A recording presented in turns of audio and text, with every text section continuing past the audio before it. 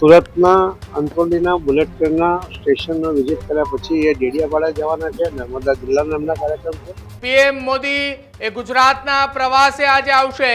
PM Modi ગુજરાતના પ્રવાસ દરમિયાન સુરતમાં બુલેટ ટ્રેન પ્રોજેક્ટ અંતર્ગત તેઓએ સમીક્ષા કરવાના છે.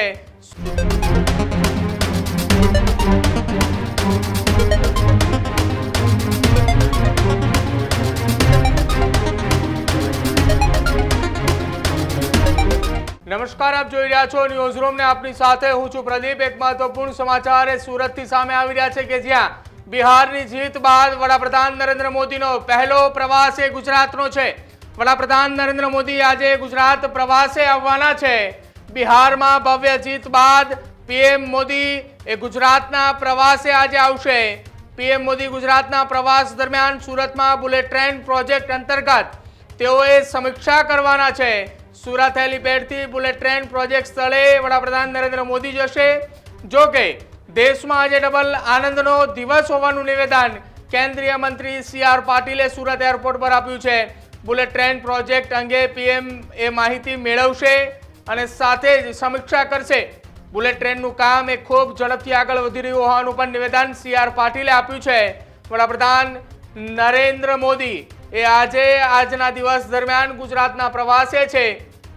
આજે સવારે સુરત એરપોર્ટથી તેઓ એ બુલેટ ટ્રેન પ્રોજેક્ટની સમીક્ષા કરવા માટે તેઓ પહોંચવાના છે અને બુલેટ ટ્રેન પ્રોજેક્ટની સમીક્ષા દરમિયાન સાથે સાથે વડાપ્રધાન નરેન્દ્ર મોદી ડેડિયાપાડા ખાતે એક સભાને પણ સંબોધિત કરશે અને સભાની સંબોધિત દરમિયાન વડાપ્રધાન નરેન્દ્ર મોદી એ પહેલાં સુરત એરપોર્ટ ખાતે પહોંચશે અને સુરત એરપોર્ટ જ્યારે પહોંચશે ત્યારબાદ સીધા તેઓ હેલીપેડ ખાતેથી વડાપ્રધાન જે છે તે ડેડિયાપાડા જવા માટે રવાના થશે. હેલીપેડથી ડેડિયાપાડા પણ તેઓ એક સભાને એ સંબોધન કરવાના છે અને સભાના સંબોધન દરમિયાન ડેડિયાપાડાની અંદર પણ એ બિરસા મુંડાની જન્મ જયંતિની ઉજવણી એ આજે તેઓ કરવાના છે. આ એક મહત્વપૂર્ણ સમાચાર અત્યારે હાલ સામે આવી રહ્યું છે.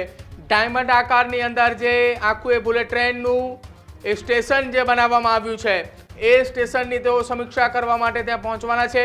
એટલે કે સુરત એરપોર્ટથી હેલિકોપ્ટર મારફતે એ બુલેટ ટ્રેન પ્રોજેક્ટના અંતર્ગત જે સ્ટેશન બનાવવામાં આવ્યું છે તેની સમીક્ષા કરવા માટે પહોંચશે. ત્યારબાદ વડાપ્રધાન નરેન્દ્ર મોદી એ બુલેટ ટ્રેન પ્રોજેક્ટની સમીક્ષા કર્યા બાદ સીધા જે તેઓ ત્યાંથી એ ડેડિયાપાડા ખાતે જવા માટે રવાના થશે.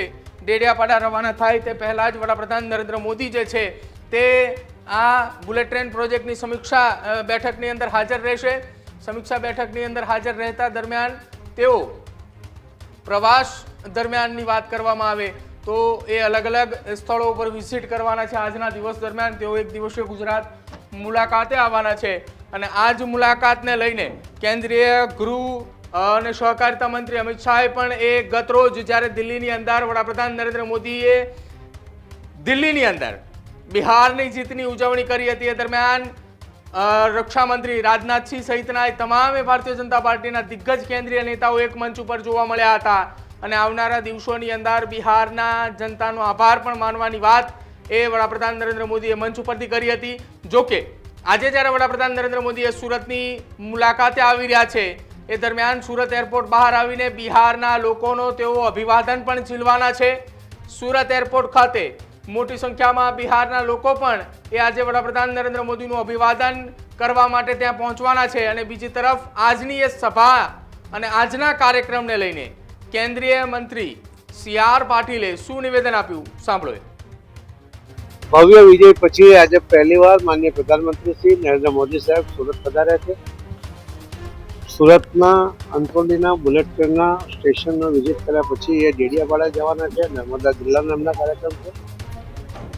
સાંજે 4 વાગે દિલ્હી જવા માટે ફરીથી સુરત એરપોર્ટ પર આવવાના છે. બિહારના વિજય પછી બિહારવાસીઓ જે સુરતમાં છે એમને ઈચ્છા વ્યક્ત કરી હતી કે અમે સાહેબનું સન્માન કરીએ અને અમે માનનીય પ્રધાનમંત્રી મોદી સાહેબને બિહારના લોકોની જે ઈચ્છા છે એ વ્યક્ત કરી. અમે હું અને હર્ષભાઈ અમે સાથે અમને કહ્યું અને અમને સંમતિ આપી છે કે એ એરપોર્ટની બહાર આવશે, અહીંયા અમને સંબોધિત કરશે.